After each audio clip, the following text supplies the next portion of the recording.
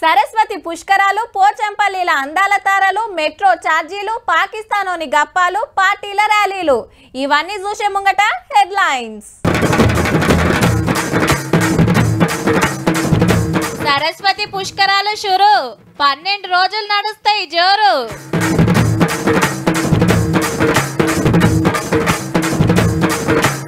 నక్కలు కొట్టిన పాకిస్తాన్ ప్రధాని రాజ్నాథ్ సార్ ఇచ్చిండు దమ్కి.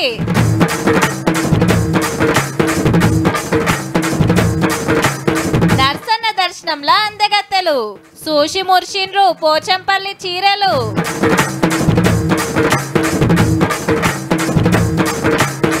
మెట్రో ప్యాసింజర్ కు పోటు పెరిగింది మళ్ళా టికెట్ రేటు.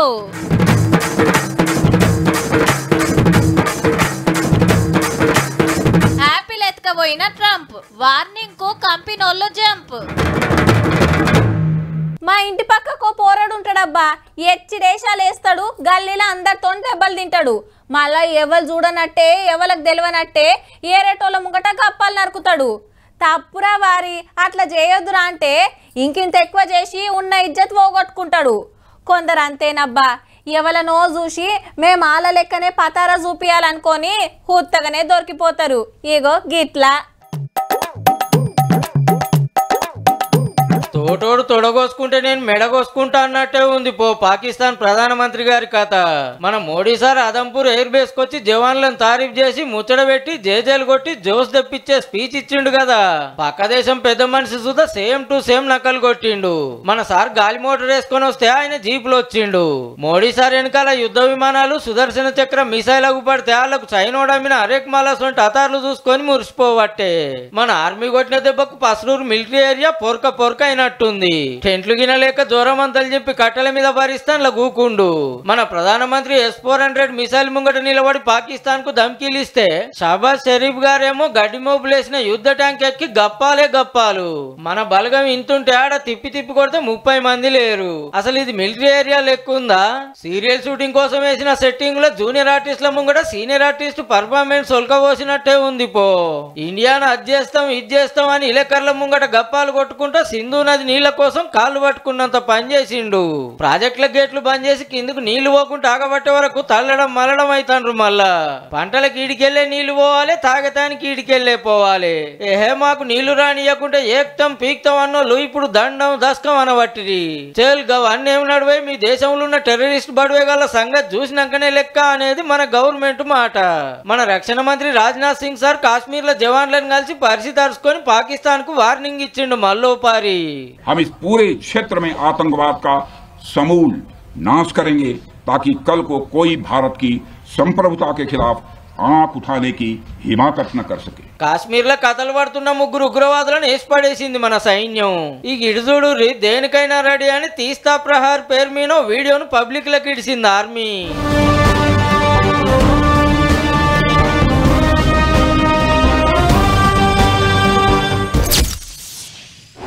వెనకట పుష్కరుడు అనే అయ్యగారు శివుని కోసం తపస్సు చేస్తే దేవుడు ప్రత్యక్షమై ఏం వరం కావాలనో కోరుకో అన్నాడట. నదులన్నీ ఖరాబ్ అవుతున్నాయి, నా పేయి దాకితే తేటగై ఆ నీళ్ళల్లో మునిగినోళ్ళ పాపాలు పోయే వరం అడిగితే, సరే నువ్వు ఏ నదిలో పోతే ఆ నది పుణ్యతీర్థం అవుతుంది, ఆడ తానాలు చేస్తే పాపాలు పోతాయని వరం ఇచ్చిండు శివుడు అని చెప్తారు పెద్దలు. అగో గట్లొచ్చేటియే పుష్కరాలు.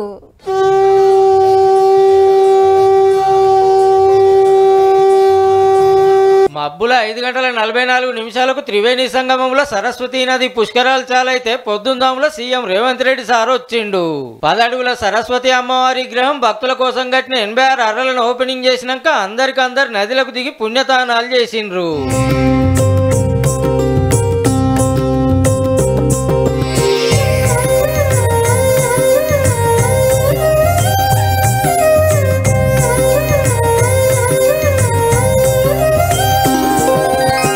అయితే పెద్దపల్లి ఎంపీ వంశీ సార్ ను పిలువనందుకు కాంగ్రెస్ కార్యకర్తలు వచ్చి గడ్బడి చేసిండ్రు. ఈ పుష్కరాలు అవుతున్నాయి సారోళ్ళ నియోజకవర్గంలో. మళ్ళా దళిత ఎంపీకి అవమానం చేసిండ్రు అని గర్వమైండ్రు కార్యకర్తలు.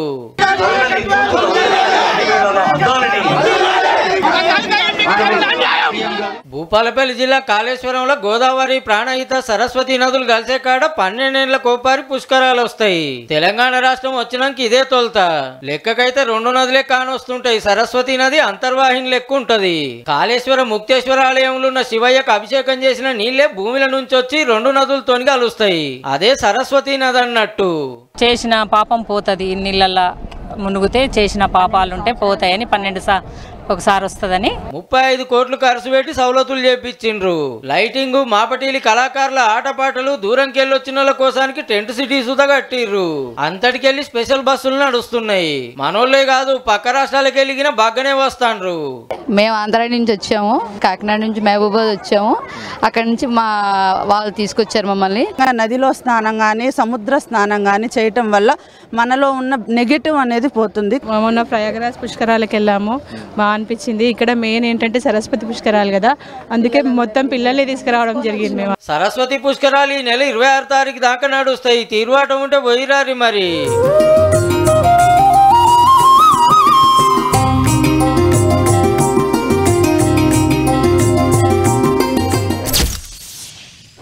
ఈ ఎండాకాలం తాతిళ్ళు వచ్చినాయని చాలా మంది టూర్లకు సంత్ర కరగడతారట బయటి రాష్ట్రాలకు.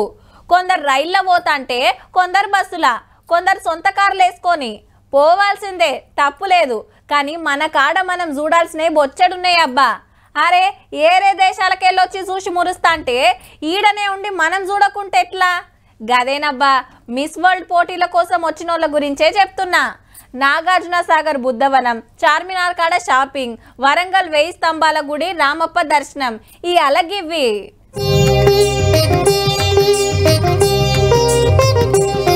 దునియా అందగత్తెల్లా కొందరు యాదగిరి గుట్టకొచ్చిండ్రు. గుట్ట మీద అఖండ దీపం ముట్టించినాక కోలాటాలతోటి ఎలకం చెప్పిండ్రు మన అక్కలు. అటెంకా గుడి ముంగట నిలబడి గ్రూప్ ఫోటోలు దిగిండ్రంతా. ప్రభుత్వ విప్ బీర్ల ఐలయ్య సారు దగ్గరుండి అరుసుకున్నాడు.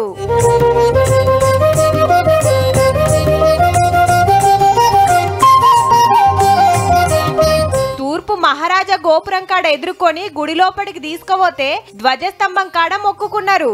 అటెన్కా పక్కకే కూసబెట్టి అందరికి నరసన్న ఫోటోలు ఇచ్చిండ్రు. లోపట గుడంతా ఎట్లా కట్టింది ఇంట్రెస్టింగ్ గా చూసిండ్రు.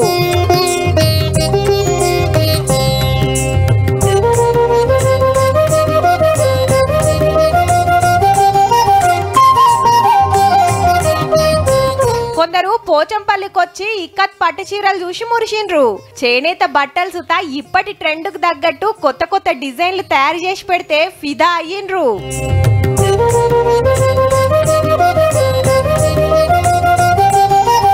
అయితే నిన్న రామప్ప 1000 స్తంభాల గుడికాడ బయట కాళ్ళు గడిగిచ్చినందుకు మనోళ్లను తక్కువ చేసిండ్రని కారోళ్ళు మహిళా కమిషన్ కు ఫిర్యాదైతే మంత్రి సీతక్క గిట్లన్నది.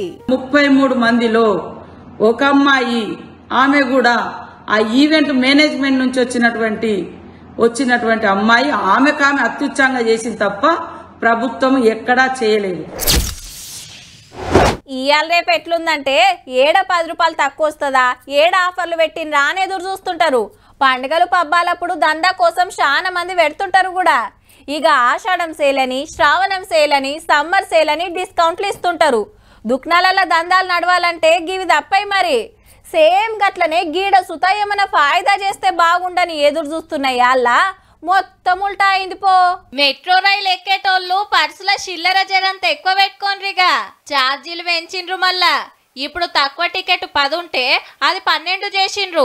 ఎక్కువ టికెట్ 60 రూపాయలు ఉంటే 15 పెంచి 75 చేసిండ్రు. మాత్రం ఇక మునం బయటి చూస్తే 4 కిలోమీటర్లకు 18 రూపాయలు, 6 కిలోమీటర్లకు 30 రూపాయలు, 9 కిలోమీటర్లకు 40, 12 కిలోమీటర్లకు 50, 15 కిలోమీటర్లకు 55, 18 కిలోమీటర్లకు 60 రూపాయలు, 21 కిలోమీటర్లకు 66, 24 కిలోమీటర్లకు 70, అంతకంటే ఎక్కువైతే 75 రూపాయలు. అదే లాస్ట్ స్టాప్. ఎంత ఎక్కువ దూరం పోతే అంత ఎక్కువ ఛార్జీ. కొత్త రేట్లు ఎల్లుండి కాంచెలి వసూలు చేస్తామని సాటింపేసిండ్రు మెట్రో ఆఫీసర్లు. డబ్బాలు చాలతలేవు, బోగీలు పెంచాలని డిమాండ్ చేస్తుంటే వీళ్ళేమో ఛార్జీలు పెంచిండ్రు ముద్దుగా. దినం 5 లక్షల మంది తిరిగేటోళ్లు 50,000 తగ్గిరట ఈ నడమనే. టికెట్ల మీద పెట్టిన ఆఫర్లు, డిస్కౌంట్లు సుతా ఎత్తేసిరి. మళ్ళా ఫ్రీ పార్కింగ్ ఉన్న డిపోల్లా ఛార్జీలు గుంజుతుంటే బండికి టికెట్ కి డబుల్ పైకం అన్నం పెట్టలేక సప్పుడు కాకుండా ఆర్టీసీ బస్సు ఎక్కుతాన్రట. మళ్ళా అమ్మలక్కలకు బస్సు ఫ్రీ అయ్యే. ఈ లెక్కన చూస్తే మెట్రోకు ఇంకింత తగ్గుతారేమో, జర చూసుకోండి సార్లు.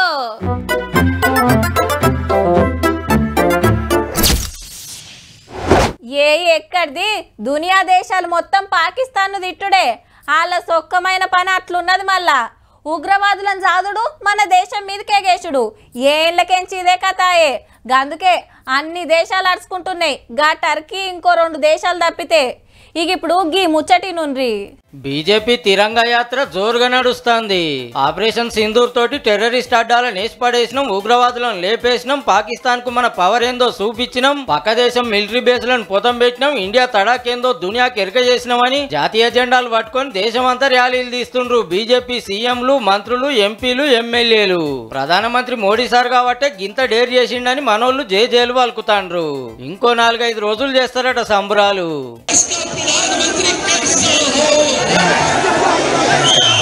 అటు కాంగ్రెస్ పార్టీ వాళ్ళు జై హింద్ యాత్ర చేస్తున్నారు దేశమంతటా. దేశానికి ఏం కాకుండా జవాన్లు కాపాడిర్రు, ఉగ్రవాదులకు సుక్కలు చూపించిండ్రు, పాకిస్తాన్ ఆర్మీ పని పట్టిండ్రు, మేమంతా మీతోటే ఉన్నామని ఇల్లుగిన జాతీయ జెండాలు పట్టుకునే ర్యాలీలు తీస్తాండ్రు. అంత మంచిగానే ఉన్నది కానీ నడుమిట్ల అమెరికాలో పెత్తనమేంది, వాళ్ళు చెప్తే మనం వినుడేంది, కాల్పులు ఆపేస్తున్నామని మనకంటే మొదలు ట్రంప్ చెప్పుడేంది, అమెరికా అధ్యక్షుడు మాట్లాడినాకనే మన ప్రధానమంత్రి మాట్లాడుడేంది, మళ్ళోపారి మన తెలుగు రాకుండా పాకిస్తాన్ ను చిత్తు చేసే టైంలో వెనుకకెందుకు వచ్చినట్టు అని కాంగ్రెస్ పార్టీ కడమ ప్రతిపక్షాలు వేస్తున్న క్వశ్చన్లు. అప్పట్లో గిట్లనే యుద్ధం అయితే అమెరికోడు నడిమిట్లకు రాబోతే ప్రధానమంత్రి ఇందిరాగాంధీ అస్సలు ఒప్పుకోలేదని యాద్ చేస్తున్నారు. చిన్నపిల్లలు అనుకుంటే స్టాచ్యూ అనగానే ఎట్లయితే నిలిచిపోతామో అట్లా నిలిచిపోవడం దేశ ప్రజలందరినీ కలిసి వచ్చింది. ఎవల మాట ఎట్లున్నా నడిమిట్లకు ట్రంప్ గారు గుసాయించుడుతో పాకిస్తాన్ బచాయించిందబ్బా. లేకుంటేనా ఈ పాటికి లెక్క ఏరే ఉంటుండే. భారత్ మాతాకి వందే జిందాబాద్ జిందాబాద్, ఇండియన్ ఆర్మీ జిందాబాద్. ఫోన్లు వాడరు, టీవీలు చూడరు, ఇంటర్నెట్ కు దూరం. అడవిలకు పోయిండ్రంటే వాళ్ళ జాడ పట్టుడే కష్టం. ఏడుంటారో, ఎట్లుంటారో, ఎటుకెళ్ళొస్తారో, ఎటుకెళ్ళిపోతారో వాళ్ళకే తెలియాలి. ఏడ గింత మతలబ్ బయటికి తెలియనియరు. బయటి ప్రపంచానికి దూరంగా బతుకుతారు. అన్ని సౌలతులు ఉన్నోళ్ళు వాళ్ళని పట్టుకుందామని పోతే మస్క కొట్టి మాయమైతుర్రట. అబ్బా మొత్తానికైతే కర్రెగుట్టల్లా కాల్పుల మోత బంద్ అయిందబ్బా. ఆపరేషన్ కగార్ ఆపేసినట్టు సాటింపేసిండ్రు సెంటరోళ్ళు. 20,000 మంది జవాన్లు 21 రోజులు గుట్టెలు కలదిరిగి 31 మంది అన్నలను ఎన్కౌంటర్ చేసిరట. అండ్లా 16 మంది అక్కలు. అందరి మీద కలిపి 1,72,00,000 రివార్డు ఉంది. గాలి మోటార్ల తిరుక్కుంటా నక్సలెట్ల జాడగని పెట్టి 28 జాగల్లో కాల్చిండ్రట. 216 బంకర్లు బయటపడితే సరుకు సౌదలు, ప్రింటర్లు, కాగితాలు, 35 గన్నులు దొరికినట్టు చెప్పిండ్రు ఛత్తీస్గఢ్ పోలీసులు. గుట్టల మీదకి రాకుండా చుట్టూరా బాంబులు పెడితే 15,000 చేసి 450 బయటికి తీసిరట. 16 वर्दीधारी महिला माओवादी समेत कुल 31 वर्दीधारी माओवादियों के शव और 35 हथियार बरामद किए गए हैं. అటుకెళ్లి అన్నల్ సుతా తుపాకులు సూటు పెడితే 18 మంది జవాన్లకు దెబ్బలు దాకినాయట. దినాం తుపాకుల మోతకు చుట్టుముట్టూర్ల పబ్లిక్ చిన్నగా బుగులు పడలే. మావోయిస్టు పెద్ద లీడర్లంతా ఆడనే ఉన్నారని ప్రచారమయ్యే వరకు లెక్క సుత పెద్దగానే ఉంటదనిపించి అన్నలతోటి శాంతి చర్చలు చేయాలని ప్రజా సంఘాలు, పౌర హక్కుల సంఘం మేధావులు ర్యాలీలు తీసి మీటింగ్లు పెట్టిండ్రు. లేలే మాటలు లేవు, మాట్లాడుకును లేదు అని సెంటరోళ్ళు రువ్వడి చూపిస్తున్నాయల్లా. దేశం మీది బాజుకు ఆపరేషన్ సింధూర్ షురయ్యే వరకు జవాన్లంతా బార్డర్ కు రావాలని ఆర్డర్ వస్తే హగో గట్ల ఆగిందన్నట్టు. ఇప్పటికి సుతా చర్చలకు మేము రెడీ అని అన్నలు మళ్ళో ఉత్తరం పబ్లిక్ లకిడిచిన ఇటుకెళ్ళైతే సప్పుడు లేదు. అచ్చేడు మార్చినాటికి మావోయిస్టు పార్టీ లేకుండా వేస్తామంటారు కాబట్టి చూడాలే మరి ఏమైతుందో.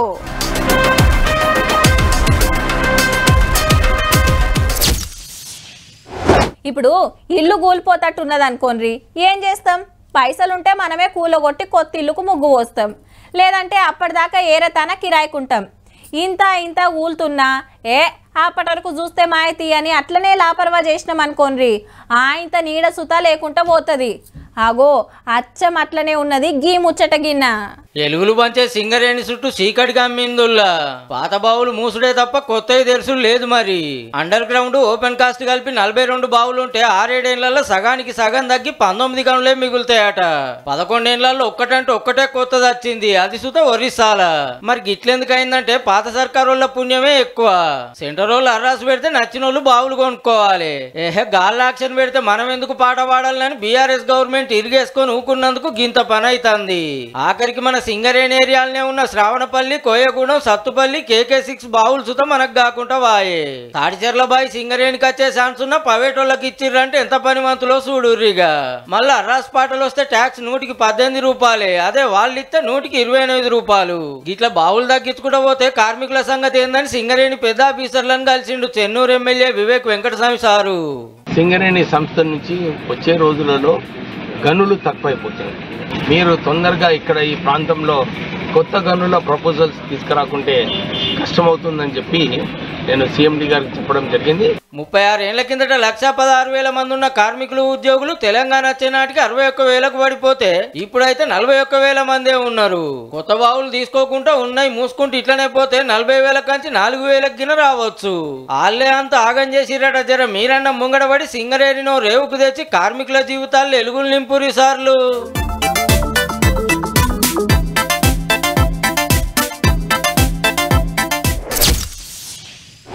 సెల్ ఫోన్లు వచ్చిన కొత్తలా ఎవ్వల చేతిలో చూసినా కీప్యాడ్ ఫోన్లే కానొచ్చేటి. దినామింత టెక్నాలజీ పెరుగుతుండే వరకు పాటలు వినేటి, ఫోటోలు, వీడియోలు తీసుకునే సౌలతులుండే ఫోన్లు, అటెనక స్మార్ట్ ఫోన్లు. ఎంత ఇలువగల్ల ఫోన్ చేతులుంటే అంత ఇలువ అన్న లెవెల్లో ఉన్నది కథ.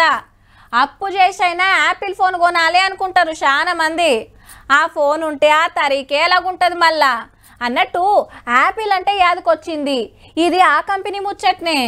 నోటికాడికొచ్చిన షేపును గుంజుకుంటున్న ట్రంప్ సారు భారతదేశంలో కొత్త బ్రాంచీలు పెట్టొద్దని యాపిల్ కంపెనీలకు తీయటి వార్నింగ్ ఇచ్చిండు. మరి మొత్తం అమెరికాలనే తయారు చేయాలి, వచ్చే ఆమ్దాన్ అంతా వాళ్ళకే రావాలని ఆపొచ్చనట. Friend, I treated you very good. You're coming in with $500 billion, but now here you're building all over India. I don't want you building in India. అంటే మన లెక్కల 42 లక్షల కోట్ల పెట్టుబడి. యాపిల్ అనేది అమెరికా కంపెనీ గాని చైనాలా బగ్గా తయారు చేస్తారు. అయితే ఈ నడుమ 2 దేశాల నడుమ పన్నుల పంచాది నడుస్తుండే వరకు మన దేశంలో పెట్టుబడి పెట్టాలని డిసైడ్ చేసింది కంపెనీ. మళ్ళా మన కాడ ట్యాక్స్ గిన తక్కువ. ఈ ముచ్చట ట్రంప్ గారికి తెలిసి కండ్లు మండినట్టున్నాయి. గిట్లా అడ్డం పడి అటు పట్టుకపోతాండు. కానీ మాకొచ్చేది మీరెత్తుకపోతే ఎట్లా సారు? సరే ఈ పెద్ద మనిషి చెప్పిండు కదా అని పాకిస్తాన్ పనివట్టుడు ఆపేసినందుకు గిదా నువ్వు మాకిచ్చే గిఫ్ట్. భలే మంచోని ఉన్నవయ్యా.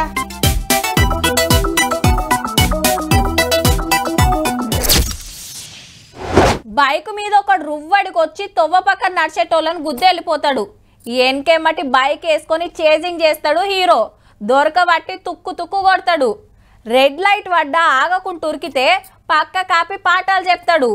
రోడ్ల మీద ఎవరన్నా ఆడవిళ్ళని షిడాయిస్తుంటే ఈపు సాఫ్ చేసి వస్తాడు. ఓ ఇట్లా ఒక్కటేంది, హీరో గారి సాహసాలు షాన్నే ఉంటాయి. అదంతా సినిమాల, కానీ బయట ఎట్లుందో చూడుండ్రి.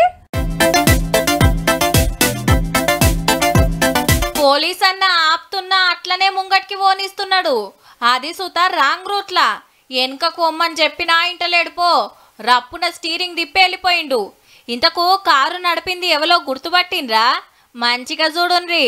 సినిమా హీరో బెల్లంకొండ శ్రీనివాస్ జూబ్లీ హిల్స్ ఏరియాల రాంగ్ రూట్లా కారు దంచిండు.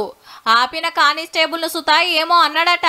వీడియో సోషల్ మీడియాలో గిరికలు కొట్టే వరకు హీరో మీద కేసు అయింది. సినిమాలనేమో రూల్స్ పాటించాలని మా గొప్పగా డైలాగులు దంచుతారు, బయటనేమో గిట్లుంటది కథ. ఎందుకంటే వాళ్ళు రియల్ హీరోలు కాదు కదా. మరి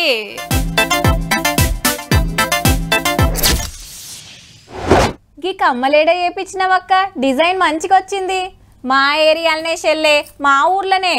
నేను చిన్నగున్నప్పటి సంది గాయన కాడనే చేపించేది మా అమ్మోళ్ళు. ఏ గాదుకునంలోకి పోవద్దక్క, తరగ ఎక్కువ తీస్తాడు. నాకు తెలిసిన షాప్ ఉంది, మేకింగ్ ఛార్జెస్ సుతా సగమే తీసుకుంటాడు. గా షాప్లా 20 ఏండ్ల సంది నగలు చేపిస్తున్నా, ఎన్నడు తేడా రాలే తెలుసా. ఇగో గిట్లుంటది. ఒక్క పారి నమ్మిక కుదిరిందంటే ఎప్పటికి అదే దుఃఖంలోకి పోతారు పబ్లిక్. కానీ నమ్మిన కస్టమర్లను నిండా ముంచిండు గీ అన్న 10 కోట్ల ఇలువ చేసే బంగారం తోటి జంప్ అయిందంటే చూడుర్రిగా. పేరు నితీష్ జైన్. హైదరాబాద్ బాచుపల్లి ఏరియాల 15 ఏండ్ల సంది గోల్డ్ షాప్ నడుపుతుండట. ఆర్డర్ ఇచ్చిన వాళ్ళకు నగలు చేసిస్తాడు, కావాల్సిన వాళ్ళకు బయట బంగారం తెచ్చి అమ్ముతాడు. ఎన్ని రోజులని కమిషన్ దందా చేస్తాం, డెవలప్ కావాలని కస్టమర్లకు మంచి స్కీములు ఆఫర్లు పెడితే బగ్గనే ఎగబడ్డరు. ఆపతి సాపతికి బంగారం కుదువ పెడితే తక్కువ మిత్కే పైసలు ఇస్తా అని అట్లా కొంత ఉబ్బిచ్చే వరకు అక్కెరున్నోళ్ళు పెట్టిరట. నగలు వేసిస్తాని ఏరే దుక్నాల దగ్గర బంగారం పట్టుకొచ్చిండట. ఇక మంచి రోజు చూసుకొని షాపుకు తాళం పెట్టి ఇంటామె తోటి పారార్. 10 రోజుల సంది షాపు తెరవకపోయే వరకు డౌట్ వచ్చి కస్టమర్లు కంప్లైంట్ చేస్తే అసలు కథ బయటపడ్డది. దొరకబట్టే పనులున్నారు పోలీసులు. ఏండ్లక మనం అదే ఏరియాల దందా వేస్తుండు కాబట్టి పబ్లిక్ అల్కగా నమ్మిండ్రు. కానీ ఎవలెట్లా మారేది ఎట్లా ముంచేది ఎవ్వలం చెప్పలేం. గుడ్డిగా నమ్మకుండా ఎవ్వలి జాగ్రత్తలాలుంటే మంచిది. చూసిండ్రు కదా, ఇక ఇయాల్టి తీన్మార్ వార్తలు ఉంటామల్లా. నమస్తే.